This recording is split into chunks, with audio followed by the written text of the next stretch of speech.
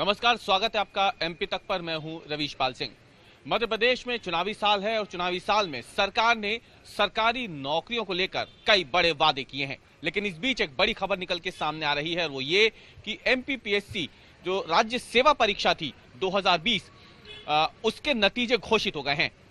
दरअसल ये परीक्षा पिछले साल अप्रैल के महीने में ली गई थी और इसके बाद जो नतीजे जारी हुए हैं उसमें करीब 698 उम्मीदवारों ने राज्य सेवा परीक्षा को उत्तीर्ण कर लिया है।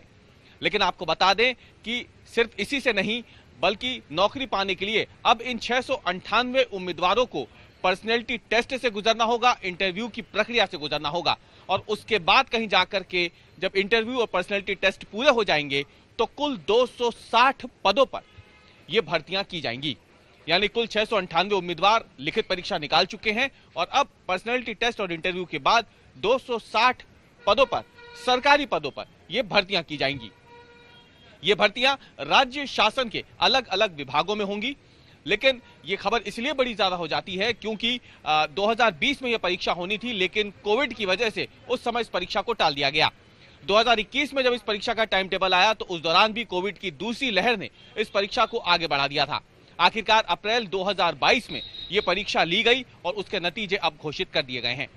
इस परीक्षा के नतीजे आप एमपीपीएससी की वेबसाइट पर जाकर देख सकते हैं। वहां पर एक लिंक दी गई है, उस लिंक पर जाकर के न केवल आप नतीजों को देख सकते हैं जो मेरिट लिस्ट है उसे, बल्कि वहां पर बाकायदा उसे डाउनलोड भी कर सकते हैं। डाउनलोड करने के बाद आप इसका इस्तेमाल कर सकते हैं जहां पे इसकी जरूरत पड़ेगी।